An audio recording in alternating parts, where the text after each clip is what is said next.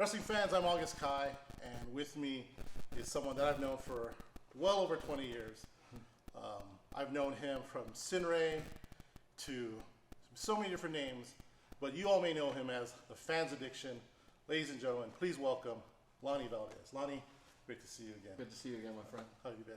I've been all right, man. I've been all right. It's good to see you again. It's been a while, and you know, we've seen a lot of things happen in this Colorado indie wrestling scene. Absolutely. And I know you've been wrestling for a while, but you've took a couple of months off. Yeah.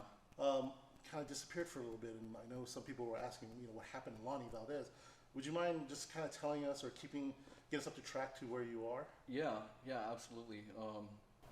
Thank you for doing this, man. You know, been a friend of mine for a long time now. Going on what, 20, 21 years, something like that. Yeah, over 20 years. Yeah. I think you're the only guy I'd probably give this interview to, so I appreciate you.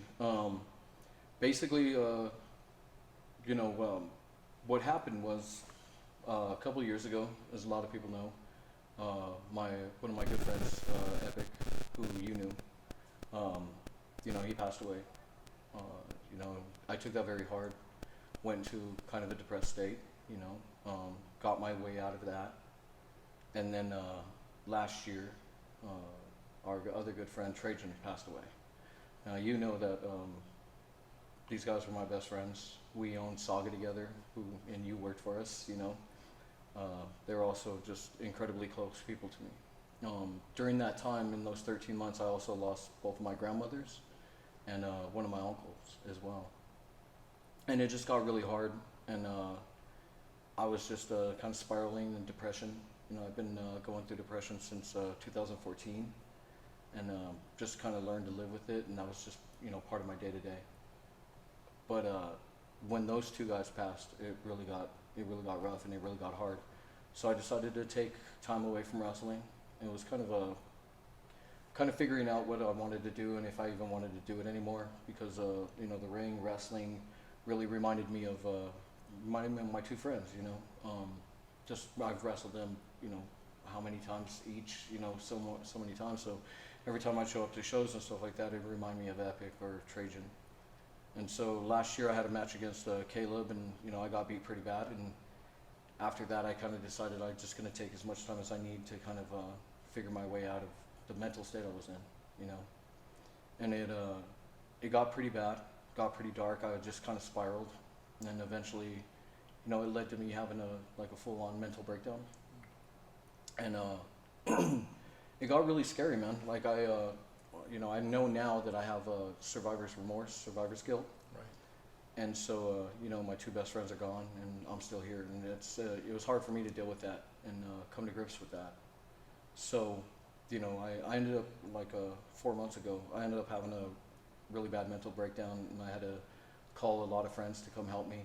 The first person at my house to come help me was Joe McDougal, who known for 21, 22 years now. Another really good friend of mine. But I received a lot of help from my friends, and then a week after that, I was still spiraling, I was self-medicating with alcohol, and my girlfriend came and saw me, and she suggested that I check into a rehab facility or get some kind of help, and I agreed with her. I thought it was a good idea. So I did that. I checked into a rehab facility called Mile High Recovery. A lot of really good people there. I was able to talk to doctors. I was able to talk to therapists every day, counselors every day. I made a lot of really good friends. I was able to get properly medicated and get sober, but medication really helped. A very nice lady named Hope kind of walked me through that and got me where I needed to be. Depression had just become such a part of my life where it was just something I was just expected to live with for the rest of my life and just deal with on a day-to-day basis. I didn't know that there were so many things that I could be doing to fight it, and to give myself better odds and give myself a better chance. And now I have a lot more clarity on it. I'm thinking a lot clearer. I'm in a much better place. And the one thing that was really came across when I was in treatment was I was having a discussion with my friend Michael, who I met in there, and I just told him, I was like, I got to get back in the ring. Like I've missed wrestling, and I haven't missed wrestling in so long. It became a very heavy burden, you know, after my friends passed. And it wasn't anymore. Like I wanted to be here. I wanted to be back in the ring. I wanted to be on shows again. You know, I knew I was out of shape. I had to lose weight. I had to get back into, you know, cardiovascular, good shape. And I just had to really apply myself and really get back to where I was when I was just head over heels in love with this business. And I found that fire in it again. I found that passion for it again. And now I just can't wait, man. I can't wait to get back in the ring and get back in front of an audience. You know, I'm thinking clearly now, feel healthy. I've dropped the weight. I'm in good shape now. And yeah, I'm just anxious to get back out there, get on shows, and show off what I could do again. You know, yeah. I know that, you know, as you mentioned, Trajan, Epic, I think the last time that we really saw each other and had a chance to kind of really, you know, talk was at Epic's funeral. Yeah. And, you know, Trajan's was, again, just something, you know, just literally a year after. Yeah. And I'm really honored and humbled that you'd, you know, take the time to kind of talk to me about this, and at least, and definitely, you know, telling the fans, you know, really what you've been going through, because you really were, the three of you were a pinnacle, a cornerstone of independent Colorado wrestling, you know, back in the mid-2000 era. Yeah. And I think it's a huge honor for you to kind of carry that legacy and tradition back into the ring. Really looking forward to seeing you coming back. But most importantly, I'm so happy that, you know, you're mentally where you need to be right now. Yeah. And that you got the help that you needed. Me too. Tell me about your next steps. You know, right now I'm just focused on just making those next steps and getting back in the ring, you know, sharpening up the tools and you know, going to my next big challenge. You know, I was in such a bad place where I was, you know, 4 months ago. You know, I was really like convinced that I was gonna die this year. I had a existential crisis. You know, Epic left in 2021. Trajan left 2022, so I was convinced this was my time and this year was mine. You know, I didn't have the tools, I didn't have the coping mechanisms to be able to deal with that many losses that quickly. You know, I've picked up those tools now. You know, I've learned a lot of ways to deal with it and a lot of ways to grieve properly. And you know, now I'm just like you said, I'm anxious to get back in the ring and do what we all love to do, all three of us. And you know, it's a whole new chapter now. So now you know what I've done, you know my next step, and you know what's happening next. So yeah, Marlon Bishop. So Marlon Bishop, yes, you did share that with me. Marlon Bishop. Why Marlon Bishop, and why now? Why Marlon Bishop? You know, you're not the first one to ask that question. Okay. I have nothing against Marlon. From all accounts, he's a nice guy and a good father, and you know, he's been a hell of a champion. He's got a really great run. He's just the most dominant PRIMOS champion ever. Mm-hmm. You know, when I decided to come back, you know, I had a meeting with Joe McDougall and Joe Vernola, and I told them I wanted to come back and I wanted to come back for PRIMOS first, and you know, and they both agreed. They said, you know, welcome back with open arms, and asked me who I wanted to wrestle. I was like, well, Bishop for the title, and McDougall knows me very well. He's just like, of course you want to wrestle right. Bishop for the title. And Vernola was actually the smart one out of all of us. He's like, are you sure you want to take on him, your first match back, you know, for a year? And I was like, yeah, absolutely.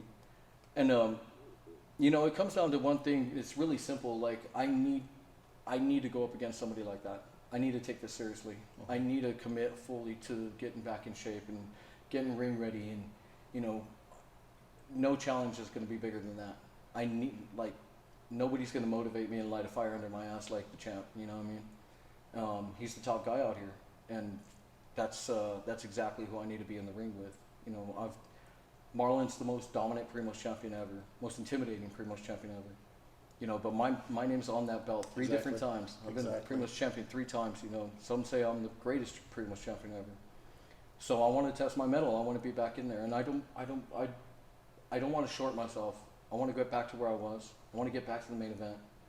And you know, that's why I'm going straight at Marlon. I'm not taking any tune-up matches or anything like that. I'm just I'm coming right at him, and I'm no fool. I know exactly what I'm up against. I know I'm the underdog, and I know I'm in for a long night. You know, Marlon's not going to be an easy win, obviously. You know I'm going to be. Next day I'm going to be probably laid up and take Advil like they're M&Ms. It's nothing new. I've been there before. You know, Marlon's a very dangerous wrestler, but so am I. You know, and I've been doing this a long time. I've been in the ring with big guys. I know what I'm in for, and I think it's just like that movie. What is it? Taken. Like I think I have a certain set of skills that that could present a challenge for Marlon too. I don't think he's ever ran into a wrestler with my particular package that I bring to the ring. So I'm gonna ask him a few questions I don't think he's ever been asked before, and we're gonna see if he has the answers, and vice versa. I know both of us are going into this. When I think about fighting Marlon, you know, wrestling Marlon, it's such a big challenge. But when I break it down to its most simple thing, it's something that's always been true with this business and always been true in my careers. I don't have to beat Marlon for all 3 hours of that show. And I don't have to beat Marlon for all 20 minutes of the match. I just have to beat Marlon for 3 seconds. That's it. And I could do that. I know I'm the underdog. I know what I'm in for. I know this man's a monster. But I'm the champion too. I know what I'm up against. But compared to the things that I've been through recently, Marlon isn't that scary. You know, things I've been fighting for the last few years have been much bigger and much scarier. And I win that fight every single day. You know, the fact that I wake up every day means that I won that fight the day before. Right. So I'm not afraid of that. I'm not scared of, you know, my opponent. I know what I'm in for, and I know it's going to be a rough night, but it's something I'm prepared to do. And like I said, win, lose, or draw, no matter what, just walking into that ring and just being back and just being able to fight in the main event again, that means I've won. And you know, I'm walking in there a winner, whether or not I walk out with the champion or not. Well, I think one of the things that Marlon's going to be up against, not only just, you know, coming facing, you know, a 3-time PRIMOS champion, but, you know, coming up with, you know, I believe you'll have Epic and Trajan, you know, with you in that ring that night, you know, with that support. Yeah. And I know for a fact that there's going to be a lot of fans. You are the fans' addiction. Yeah. I know a lot of people have been asking where Lonnie Valdez has been. Yeah. And it's, again, an honor to sit here with you at the butcher shop, where a lot of stars have been trained. And I know, yeah, you had a hand in a lot. You definitely had a hand in training a lot of those people. Yeah. So I think coming back to, you know, sort of where some of it began is a really great starting point. Yeah. So July 2nd? July 2nd at the Roxy Theater. July 2nd, Roxy Theater. Me and Marlon, yeah, threw the challenge out there, and Marlon's accepted. So here we go, and you know, yeah, like you said, Trajan, Epic, be there. I hope they're rooting for me. Yeah. Last time I had both of them in there, they might be rooting for Marlon. They might be rooting for Marlon. Yeah. Just to pull a rib on you. Right? Yeah, exactly. Knowing them guys. But yeah, dude, I'm looking forward to seeing everybody, and looking forward to performing for the fans again, and just getting in there and just letting it all go and getting back to being myself, man, for sure. Brother, it's been awesome. Thank you so much. Thank you, my friend, for letting me do this. Yeah. And you're having this time to share with the fans. Yeah, absolutely. Again, July 2nd, Roxy Theater. PRIMOS heavyweight champion. You've got the fans' addiction, Lonnie Valdez, going up against Marlon Bishop. Still got it, man. Look at you, still an announcer.